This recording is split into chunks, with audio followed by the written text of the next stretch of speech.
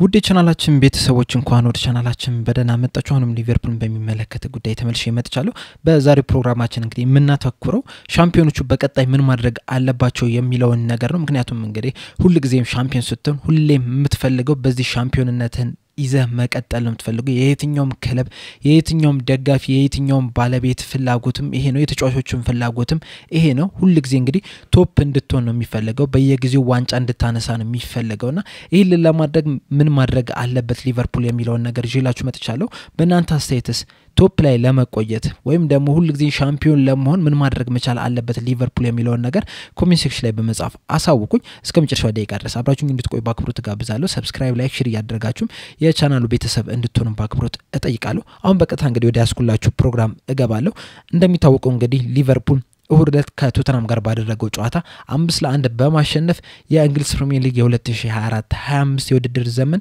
ሻምፒዮን መሆን ችሏል። እንደዚሁም ደግሞ ፔፕ ጋርዲዮላ በማንቸስተር ሲቲ ቆይተው ዋንጫ ማንሳት ከጀመረበት ጀምሮ ማለት ነው፣ በተለይ ደግሞ የእንግሊዝ ፕሪሚየር ሊግን ዋንጫ ካነሳበት ጊዜ ጀምሮ አንድ ክለብ ብቻ ነው በመሃል ገብቶ ይህንን ዋንጫ ማሳካት ይቻለው። ይህም እንግዲህ ሊቨርፑል ብቻ ነው በየርገን ክሎፕ 2019-20 እና እንደዚሁም ደግሞ በአሁኑ በአርነ ስሎት 2024-25 ላይ በመግባት እንግዲህ ሌላ ማንም ክለብ ያላደረገውን በእንግሊዝ ፕሪሚየር ሊግ ማድረግ ችሏል። እንግዲህ ሁሉ ጊዜ የምንፈልገው በተለይ እንደ ደጋፊ ስትሆን ደግሞ ሁሉ ጊዜ ዋንጫ ማንሳት ነው የምንፈልገው ከማንቸስተር ሲቲ የበለጠ። አሁን ማንቸስተር ሲቲ ለተከታታይ 4 አመታት ዋንጫ ማሳካት ችሏል። እኛ የምንፈልገው ከዚህም በላይ ነው። ሁሉንም ሪካርዶችን መሰባበር እንፈልጋለን። በአርሰናል የተያዘውንም ሳይሸነፉ የመብላትንም ሪካርድ መስበር እንፈልጋለን። እንደዚሁም ደግሞ በማንቸስተር ሲቲ 4 ተከታታይ አመትን የማሸነፍ ሪካርድን መስበር እንፈልጋለንና ይህም እንዲሆን ከተፈለገ ደግሞ ሁሉ ጊዜም ሊቨርፑል ቶፕ ላይ መቀመጥ መቻል አለበት። ሊቨርፑልን እንደመደገፋችን መጠን እንግዲህ ሁሉ ጊዜም ቶፕ ሆኖ መመልከት እንፈልጋለን። አሁን 2019-20 ላይ እንግዲህ ያንን ዋንጫ ማንሳት ችሏል።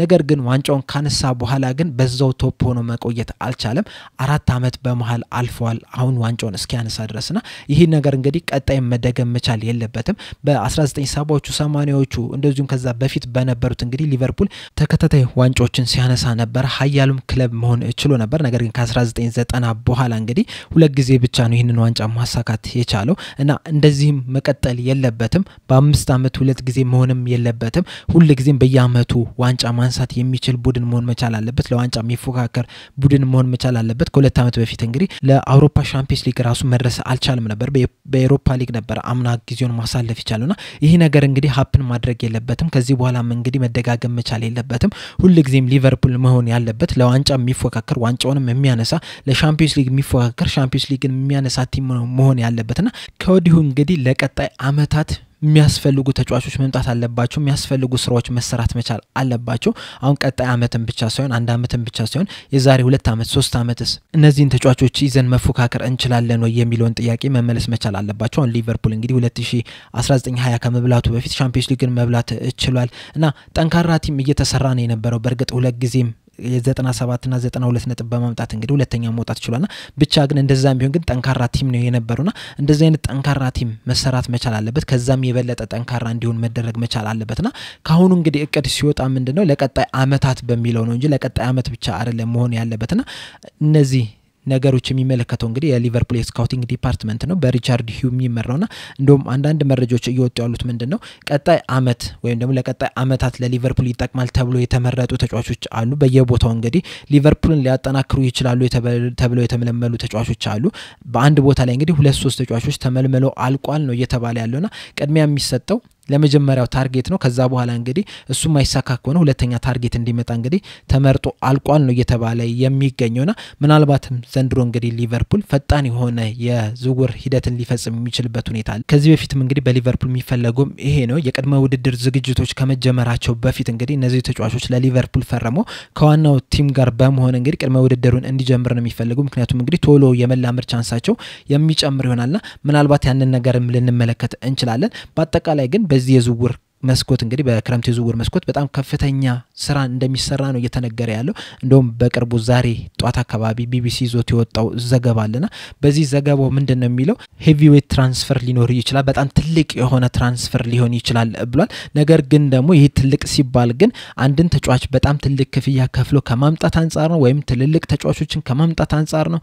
ወይም ደግሞ ብዙ ተጫዋቾችን ከማምጣት አንፃር ነው ወይ የሚለው ነገር ግን እስካሁን ድረስ አልተረጋገጠም ብሏል ቢቢሲ በዘገባው። እና ትልቅ የመሆን ቻንሱ የሰፋ ነው በተለይ ሌሎችም ዘገቦች እንግዲህ ይህንን ነገር ተደጋግሞ ሲዘግቡ ነበር እነ ፋብሪዞ ሮማኖ እነ ዴቪድ ኦሪስቲን እነ ሊቨርፑል ኤኮ ሁሉም ይህንን ነገር ነው እየዘገቡ የሚገኙት በጣም ትልቅ የዝውውር መስኮት ይሆናል ተብሎ ነው የሚጠበቀው ምናልባትም ሊቨርፑል እንግዲህ አሊሰን ቤከርን እነ መሐመድ ሳላህን እነ ቨርጂል ቫን ዳይክን ያመጣበት የትራንስፈር ጊዜያቶች አሉና ከዛም የበለጠ ሊሆን ይችላል ተብሎ ነው የሚጠበቀው በተለይ ደግሞ ሊቨርፑል ማጠናከር ያለባቸው ቦታዎች ብዙ ከመሆናቸው አንፃር ማለት ነው ቢያንስ 6ቱም ቦታ ላይ ማጠናከር መቻል አለበት ተብሎ ነው የሚጠበቀው አሁን ለምሳሌ አጥቂ ቦታ ላይ ቢቻል ሁለቱንም ካልተቻለ ግን አንድ አጥቂ ይመጣል ተብሎ ነው የሚጠበቀው ያም አጥቂ እንግዲህ ምናልባትም ከፍተኛ ክፍያ የሚያስከፍል ሊሆን ይችላል ወይም ደግሞ ከፍተኛ ደረጃ ላይ ያለ ተጫዋች ሊሆን ይችላል ነገር ግን በዚህ ሰዓት አጥቂ ላይ ትንሽ የሚያስቸግረው ምንድነው ሁሉም ክለቦች አጥቂን እየፈለጉ ነው የሚገኙት ማንቸስተር ዩናይትድ አጥቂ ይፈልጋል አርሰናል ይፈልጋል ቼልሲ ይፈልጋል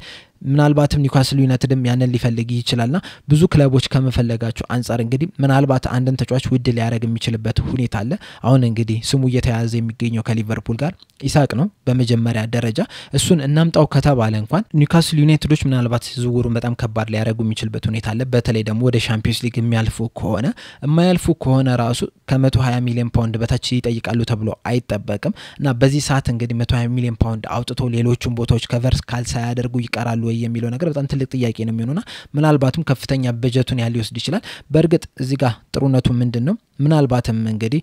ኑኔዝ ወደ ሳውዲ ሊጎች የሚሸጥ ከሆነ በትንሹ ከ70 ሚሊዮን ፓውንድ በላይ ያወጣል ተብሎ ነው የሚጠበቀው ከ70 እስከ 80 ሚሊዮን ፓውንድ ድረስ ባለው ማለት ነውና እዛ ላይ እንግዲህ ለኢሳቅ የሚጨመረው ምናልባት ወደ 70 ሚሊዮን ፓውንድ ብቻ ነው የሚሆነውና ምናልባት እንደዛ አድርገው ሊያካክሱ የሚችሉበት ሁኔታ ሊኖር ይችላል እንደዚሁም ደግሞ የዲያጎ ጆታስ ቆይታ ምንድነው የሚለው ነገር ራሱ በጣም ትልቅ ጥያቄ ነው የሚሆነው በሊቨርፑል ይቆያል ወይስ ይሄዳል የሚለው ነገር እስካሁን ድረስ እንግዲህ የተረጋገጠ ነገር የለም እዛ ላይም እንግዲህ መወሰን መቻል አለባቸው ምናልባት ኢሳቅ የሚመጣ ከሆነ ግን ምናልባት ዲያጎ ጆታ የማይወጣበት ቻንስ ሊኖር ይችላል ምክንያቱም እንግዲህ ለኢሳቅ ያን ያህል ገንዘብ ወጥቶ ተጨማሪ ደግሞ ለሌላ አጥቂ ብዙ ወጪ ያወጣሉ ተብሎ አይጠበቅም ጧት ላይ ስነግራችሁ የነበረ አንድ ዘገባ ሉክማንን ሊያመጡ የሚችሉበት ሁኔታ ሊኖር ይችላል እየተባለ ነው የሚገኘው ሉክማን እንግዲህ አሁን ላይ እስከ 60 ሚሊዮን ዩሮ ድረስ ነው የሚጠበቀበትና ምናልባትም እንግዲህ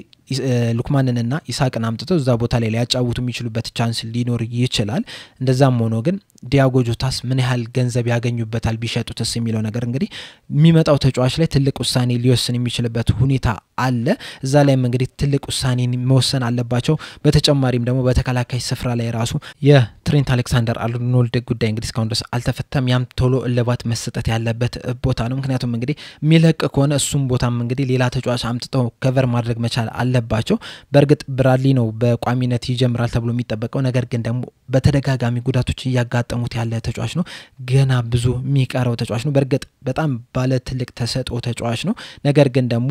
ጨዋታዎችን እስካሁን ድረስ ብዙ ጨዋታዎችን እየተጫወተ አይደለም የሚገኘው በፕሪሚየር ሊጉ ትንሽ ጨዋታዎችን ያገኘውና ምናልባት ለሱ ከቨር የሚያደርግለት ተጫዋች ራሱ መምጣት መቻል አለበት እዛ ላይ እንግዲህ ትልቅ ውሳኔ የሚያመጣ ነው በግራ መስመርም ራሱ ማን ይመጣል የሚለው ነገር ትልቅ ጥያቄ ነው ማንስ ይሄዳል የሚለው ትልቅ ጥያቄ ነው ነገር ግን ማንም ቢሄድ ማንም ቢመጣ ግን ማለት ነው የሚመጣው ተጫዋች ቢያንስ ካለው ተጫዋች የተሻለ ተጫዋች መሆን መቻል አለበት አሁን ለምሳሌ በግራ በኩል ሲሚካስና ሮበርትሰን አሉ እና እነዚህ ሁለት ተጫዋቾች ከሁለት አንዱ ይወጣል ተብሎ ነው የሚጠበቀውና እነዚህ ተጫዋቾች ከሊቨርፑል ሲወጡ ማለት ነው የሚመጣው ተጫዋች ከሁለቱም የተሻለ ተጫዋች መሆን መቻል አለበት አሁን ለምሳሌ ሲሚካስ ቢወጣ እንበልና የሚመጣው ተጫዋች አሁን ኬርኬስ ከሆነ ከሲሚካስም ከሮበርትሰንም የተሻለ ተጫዋች መሆን መቻል አለበት በእድሜውም ጥሩ ደረጃ ላይ ያለ መሆን መቻል አለበት ምክንያቱም እንግዲህ አሁን ላይ ፕላን ስታደርግ ለረጅም አመታት ነው ፕላን የምታደርገው በትንሹ ለ5 አመት ነው ፕላን የምታደርገው ከዛ በኋላ ቢለቅም ብታራዝምለትም ሌሎች ነገሮችን መወሰን ትችላለህ ሲደርስ አሁን ላይ ግን ለ5 አመት ብለህ ነው የምትወስነውና የሚመጣው ተጫዋች እንግዲህ ከነዚህ ከሁለቱም ተጫዋቾች የማይሻል ከሆነ ባይመጣ ይሻላል ወይም ከነሱ እኩል ከሆነ ማለት ነው ምክንያቱም እንግዲህ ገንዘብ ብቻ ነው ማውጣት የሚሆነው እናም ሲያመጡ ተጫዋች እንግዲህ ከነዚህ የተሻለ መሆኑን በደንብ ቼክ አድርገው ማምጣት መቻል አለባቸው የመሃል ተከላካዩንም ስንመለከት እንግዲህ ኮናቴ እስካሁን ድረስ እንግዲህ ምንም ውሳኔ አላሳለፈም በርግጥ ድርድሮች እየተካሄዱ ነው ቢባልም ማለት ነው የሱም ነገር ቶሎ መፈታት መቻል አለበት የሚሄድ ከሆነም ራሱ ከሱ የተሻለ ተጫዋች መምጣት መቻል አለበት እንደዚሁም ደግሞ ጎሜዝ ወይም ደግሞ ኳንዛ ከሊቨርፑል ይለቃሉ ተብሎ ነው የሚጠበቀው በርግጥ በዚህ ሰዓት ላይ እንግዲህ ጎሜዝ የመውጣት ቻንሱ የሰፋ ነው የሚሆነው ምክንያቱም ምክንያቱም እንግዲህ ተደጋጋሚ ጉዳቶች እያስቸገሩት ያለ ተጫዋች ነውና ምናልባት እሱ ሊለቅ የሚችልበት ሁኔታ አለ ስለዚህ እዛ ቦታ ላይም ሌላ ተጨማሪ ተከላካይ ተጫዋች ይመጣል ተብሎ ነው የሚጠበቀው በዚህ ሰዓት እንግዲህ ከዲን ሁድሰን ጋር ነው ስማቸው እየተያዘ የሚገኘውና እሱ ቢመጣ እንግዲህ ለሊቨርፑል ተጨማሪ ግብአት ነው የሚሆነው በተለይ ደግሞ በግራ መስመር ላይ መጫወቱ መቻሉ ተከትሎ ማለት ነው ልክ እንደ ቫን ዳይክ ተመሳሳይ አይነት ያጫወት ስታይል ያለው ተጫዋች ስለሆነ ያንን ቦታ እንግዲህ ከቨር ማድረግ ይችላል በተጨማሪም ደግሞ ቫን ዳይክ እንግዲህ 2 አመት ነው ኮንትራቱን ያራዘሙና ቀስ ይያለም የሱን ቦታ ሊተካ የሚችል ተጫዋች መሆን ይችላልና እንደዚህ አይነት ተጫዋቾችን ያመጣሉ ተብሎ ነው የሚጠበቀው በተጨማሪም የመሃል ሜዳው ላይ ራሱ ብዙ መወሰን ያለባቸው ውሳኔዎች አሉ አንደኛ 10 ቁጥር ቦታ ላይ በሳቡዝ ላይ ጉዳይ ላይ እንግዲህ ብዙ ውሳኔዎች መወሰን ያለባቸው አሉ ምክንያቱም እንግዲህ ከ10 ቁጥር ቦታ ላይ ማግኘት ያለብንን ነገር ያገኘን አይደለም በተለይ እድል መፍጠርና ግብ ማስቆጠር ላይ በርግጥ የራሱ የሆነ ትልቅ አድቫንቴጅ አለው እንደውም በቅርቡ እንግዲህ መሐመድ ሳላ የሰጠው አስቴት አለ ዋንጫውን ካነሱ በኋላና በዚህ በሰጠው አስቴት ምንድነው ያለው ከአርነ ስሎት ጋር የመጀመሪያው ንግግራቸውን ነው ያስታውሰውና ብዙም የመከላከል ሚና አትስጠኝ እኔ ፊት ለፊት ብቻ ልሆን ማጥቃት ላይ ብቻ ይሁን ትኩረቴና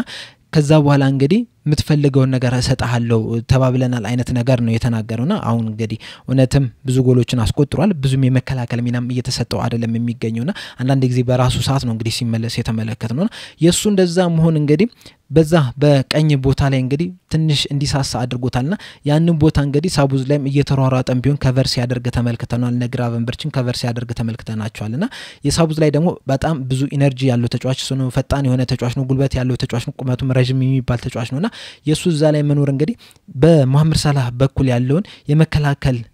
እንቅስቃሴ በጣም ዝቅተኛ መሆን በሱ ከቨር መደረግ ይችላል በሚለው አንግል ይመስለኛል እስካሁን ድረስ እንግዲህ በብዛት ቋሚነት እድል እየተሰጠ ያለና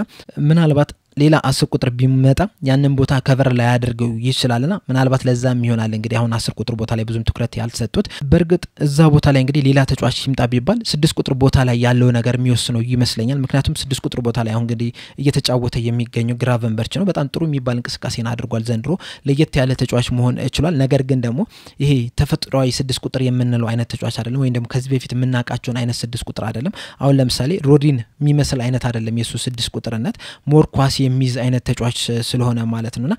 ምናልባት እዛ ቦታ ላይ እንግዲህ ትራዲሽናል 6 ቁጥርን ቢያመጣ ወይም ደግሞ ይሄ ቲፒካል ምናቀውን አይነት 6 ቁጥር ቢያመጣ 10 ቁጥር ቦታ ላይ ሌላ ተጫዋች ማምጣት ትችላል ምክንያቱም መከላከሉ ላይ 6 ቁጥር በጣም ስለሚያግዝ እንደውም ዘንድሮ ግራቨንበርች ብዙ ሲያግዝ ነበር ወደ ትሬንት አሌክሳንደር አርኖልድ በኩል እያመዘነ ሲጫወት ተመልክተናል ነገር ግን እንደ ሮድሪ አይነት የተሻለ 6 ቁጥር ተጫዋች ቢመጣ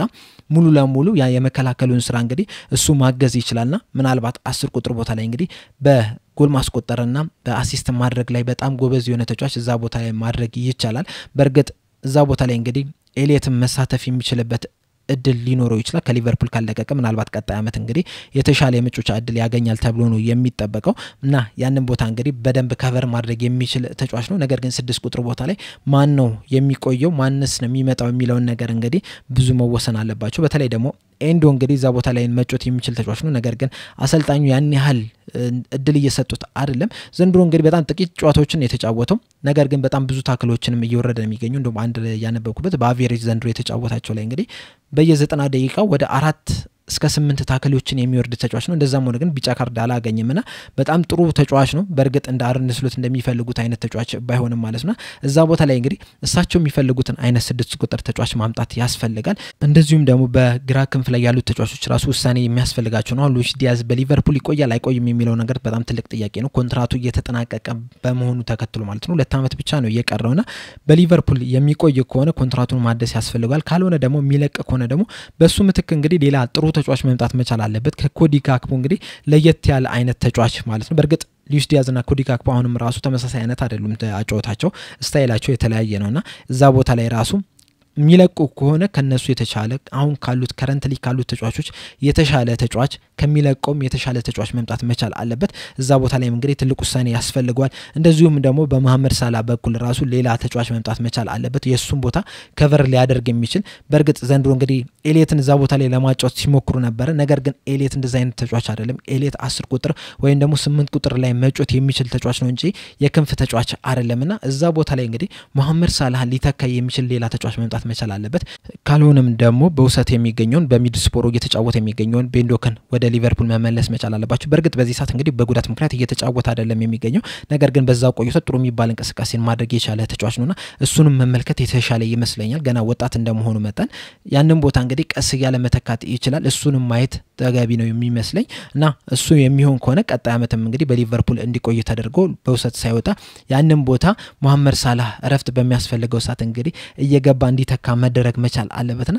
በጣም ብዙ ውሳኔዎች አሉ እንደዚሁም ደግሞ በጨዋታዎች ላይ ራሱ አንዳንድ ጊዜ በሊቨርፑል ተጫዋቾች መካከለ እንግዲህ የሆነ እንደ መዘናጋት አይነት ነገር ተመልክተናል ፈርስት ሃፍና ሰከንድ ሃፍ የተለያየ አይነት አጫወት እንመለከት ነበር ኳሱን በደንብ ስንቆጣጣሩ አልነበረም እንደ አንዳንድ ጊዜ ደግሞ በጣም መፍጠን ባለበት ሰዓት ራሱ እየፈጠኑ አይደለም የነበሩት ተጫዋቾችና እንደዚህ አይነት ታክቲካዊ ነገሮችም ራሱ በደንብ መታየት መቻል አለባቸው በርግጥ ሁሉ ጊዜም ያለፉትን ጨዋታዎች እንግዲህ በደንብ ነው የሚያዩዋቸው አሰልጣኝ አርነ ስሎት ከዚህ በፊትም እንደተናገሩት መላልሰው ነው የሚያዩትና አሁንም እንግዲህ ያ ነገር ላይ በተለይ በክረንቱ ይሄ ውድድር ዘመን ከተጠናቀቀ በኋላ በርግጥ ከዚህ ሰዓትም ጀምሮ ያንን ነገር መመልከት ይቻላል ነገር ግን ከተጠናቀቀ በኋላ ሰፊ ጊዜ ስላለ በእያንዳንዱ ጨዋታዎች ላይ ትኩረት አድርገው በተለይ ደግሞ ጥሩ ባልተጫወተንባቸው ጨዋታዎች ላይ ጥሩ የተጫወተንባቸው ጨዋታዎች እንደ ሪፈረንስ መውሰድ እንችላለን በዛ ተንተርሰን እንግዲህ ከዚህ በኋላ የምናደርጋቸውን እንቅስቃሴዎች እንግዲህ በደንብ ማተኮር እንችላለን ነገር ግን ደግሞ ጥሩ ባልተንቀሳቀስንባቸው ጨዋታዎች ደግሞ ምንድነው ችግራችን የነበረው የሚለው ነገር በደንብ ትኩረት ሰጥቶ ማየት ያስፈልጋል ከዛ በኋላም ደግሞ ለነዛ መፍትሄ መስጠት መቻል አለባቸው አሁን ለምሳሌ በቅርቡ እንኳን ባደረግናቸው ጨዋታዎች ከፉልሃም ጋር ፈርስት ሃፍ ላይ ጥሩ አይደለም የነበረው በተለይ አንደኛው ጎል ካስቆጠረም በኋላ 3 ግቦች ተቆጥሮብናል ያለምን ሆነ እንደዚሁም ከዌስትሃም ዩናይትድ ጋር በተለይ ሰከንድ ሃፍ ላይ እነሱ በጣም የተሻሉ ቡድን መሆን ይችላል ነበር በኖቲንጋም ፎረስት የተሸነፍንበት ጨዋታ በኤቨርተን አቻ የወጣንበት ጨዋታዎች እንደዚህ አይነት እንግዲህ በጣም ተቸግረን የነበርንባቸው ናቸው ከቼልሲ ጋር አቻ ያሸነፍንበት ጨዋታም እንግዲህ ተቸግረን ነው ያሸነፍነው በተለይ ደግሞ በሎ ብሎክ የሚጫወቱ ቡድኖች ጋር ስንገናኝ ምን አይነት አጫወትን መጫወት መቻል አለብን ምንድነው ለየት ያለ ነገር ማድረግ ያለብን ለቀጣይ ምን መስራት አለብን የሚለው ነገር እንግዲህ በደንብ ማተኮር መቻል አለብን እነዚህ ላይ በደንብ ከሰራን እንደዚሁም ደግሞ አዳዲስ ተጫዋቾችን ካመጣን